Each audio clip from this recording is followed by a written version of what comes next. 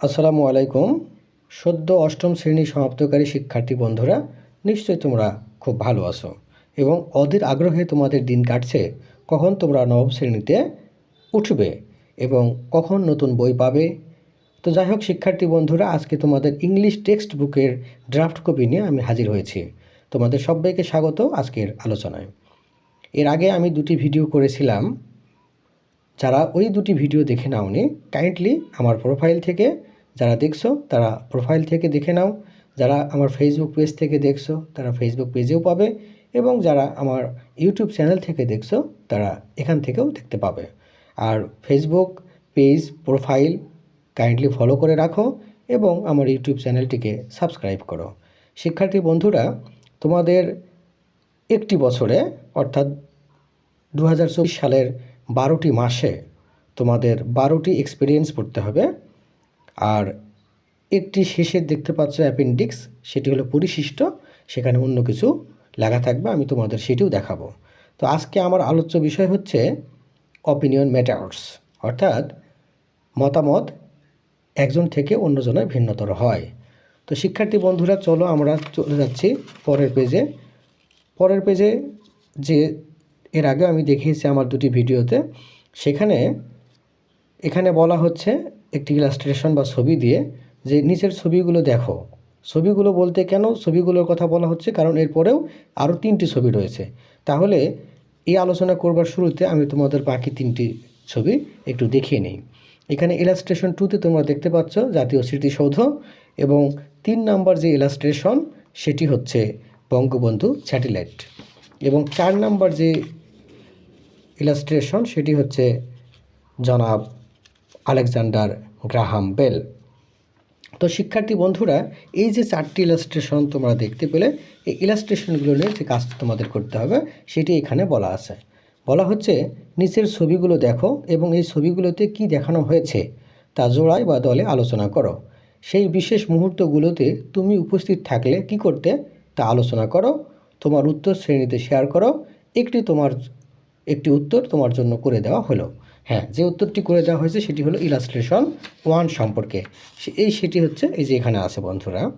এখানে দেখো ইলাস্ট্রেশন 1-এ যেটি আছে সেটি হলো, প্রথমে লিখতে হবে দ্য ফ্যাক্ট, অর্থাৎ একটা ইলাস্ট্রেশন যে বিষয় সেই বিষয়ে তথ্যগুলো লিখতে হবে। আর তারপরে লিখতে হবে মাই thoughts on the mangrove forest, অর্থাৎ ইলাস্ট্রেশন 1 যেহেতু ম্যানগ্রোভ ফরেস্টের উপরে ছিল, যার কারণে এখানে বলা হচ্ছে মাই thoughts on the mangrove forest. যখন তুমি ইলাস্ট্রেশন 2তে যাবে তখন তোমাকে কী কাজ করতে হবে সেটি এই যে এখানে দেওয়া আছে। দেখো ইলাস্ট্রেশন 2 এখানে দেওয়া আছে দ্য ফ্যাক্ট, অর্থাৎ ইলাস্ট্রেশন 2 অর্থাৎ এই যে জাতীয় স্মৃতিসৌধ, এই জাতীয় স্মৃতিসৌধটি এর যে ছবি, এই ছবিটি কী বিষয়, সে কী বিষয় এখানে আমরা দেখতে পাচ্ছি সেটি তোমাকে ঠিক এই জায়গায় লিখতে হবে। এবং তারপরে মাই থটস অন ইট, অর্থাৎ ইলাস্ট্রেশন 2-র এই যে জাতীয় স্মৃতিসৌধ সম্পর্কে তোমার যে থটস সেটি তোমাকে লিখতে হবে। থটস মানে তোমার চিন্তা ভাবনা কিংবা তোমার অপিনিয়ন, সেটি লিখতে হবে। আর ইলাস্ট্রেশন 3 যেটি এই যে এখানে বঙ্গবন্ধু স্যাটেলাইট সম্পর্কে যে চিত্রটা আমরা দেখতে পাচ্ছি সেটির ব্যাপারেও এখানে বলা আছে ইলাস্ট্রেশন 3 দ্য ফ্যাক্ট, অর্থাৎ ইলাস্ট্রেশন 3-তে তুমি কি দেখতে পাচ্ছ বা কী বিষয় ইলাস্ট্রেশন 3 সেটি এখানে পূর্ণাঙ্গ তথ্য লিখতে হবে। আর তারপরে তোমাকে এখানে লিখতে হবে যে মাই থটস অন ইট, অর্থাৎ ইলাস্ট্রেশন 3 অর্থাৎ এই যে এই স্যাটেলাইটের ছবি সম্পর্কে তোমার যে চিন্তাভাবনা সেটি লিখতে হবে। আর ইলাস্ট্রেশন 4 যেটি জনাব আলেকজান্ডার গ্রাহাম বেলের ছবিটি আমরা দেখতে পাচ্ছি সেটির বিষয়ে এখানে ফ্যাক্ট লিখতে হবে এবং তারপরে তোমার থটস লিখতে হবে। তো শিক্ষার্থী বন্ধুরা, এর আগের দুটি ভিডিওর মধ্যে 2 নাম্বার যে ভিডিওটি বা লেকচারটি আমি দিয়েছিলাম সেখানে আমি তোমাদের একটি ইলাস্ট্রেশনের ব্যাখ্যা দিয়েছিলাম। সেটি হচ্ছে কেমন হতে পারে সেই বিষয়ে আমি একটু ধারণা দেওয়ার চেষ্টা করেছিলাম। সেটি হচ্ছে ইলাস্ট্রেশন 2, অর্থাৎ এই যে জাতীয় স্মৃতিসৌধ, এই জাতীয় স্মৃতিসৌধ সম্পর্কে যে ফ্যাক্ট, যে তথ্যগুলো আমরা জানি সেগুলো লিখতে হবে। অর্থাৎ একজন ক্লাস 9-এর স্টুডেন্ট হিসেবে জাতীয় স্মৃতিসৌধ সম্পর্কে তুমি যে তথ্য জানো সেগুলো তোমাকে এখানে লিখতে হবে। আর তারপরে জাতীয় স্মৃতিসৌধ সম্পর্কে তোমার চিন্তাভাবনা বা তোমার যে অভিমত সেটি কিন্তু বন্ধুরা তোমাদের এখানে লিখতে হবে। এখন কথা হলো, নতুন কারিকুলামের এই গোটা বইটি, এই ড্রাফট কপিটি আমি একেবারে শুরু থেকে শেষ পর্যন্ত দেখেছি, এবং 6 এবং 7-এর যে নতুন কারিকুলামের বই সেগুলো তো আমি 1 বছর স্টুডেন্টদের পড়ালাম। সেই অভিজ্ঞতার আলোকে আমি দেখলাম যে নতুন কারিকুলামে আসলে সত্যিকার অর্থেই তুমি সারা বছর যা পড়বে এখান থেকে তোমার পরীক্ষায় 1%ও মানে সরাসরি কোনো কিছু আসবে না। এখান থেকে তোমার যে দক্ষতা, কম্পিটেন্সি বা স্কিল যেটি তোমার তৈরি হবে সেটি কিন্তু কাজে লাগবে।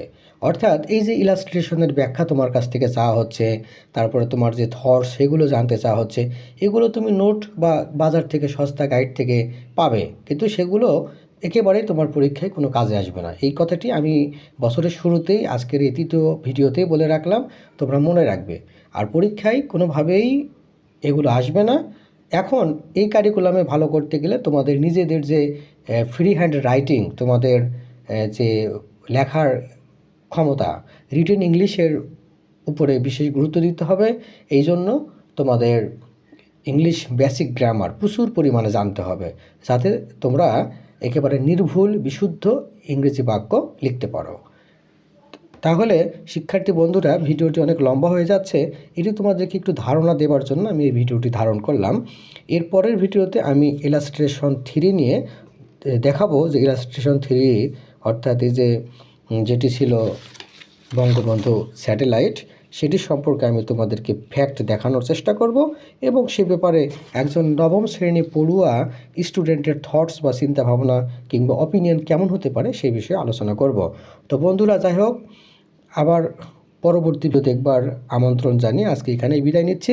পরিশেষে একটি কথা বলতে চাই যে নিজেকে আরও উন্নত করতে হবে, ইংলিশ বেসিক গ্রামারের উপরে অনেক জোর দিতে হবে। তোমরা আমার এই ফেসবুকের প্রোফাইল এবং পেজ ফলো করো এবং চ্যানেলটিকে সাবস্ক্রাইব করে রাখো ইউটিউবের, তাহলে ইনশাআল্লাহ তোমরা বেসিক গ্রামার এখান থেকেই পাবে। তো সবাইকে এই ভিডিওটি কষ্ট করে দেখবার জন্য ধন্যবাদ জানিয়ে আজকে এখানেই বিদায় নিচ্ছি। আসসালামু আলাইকুম।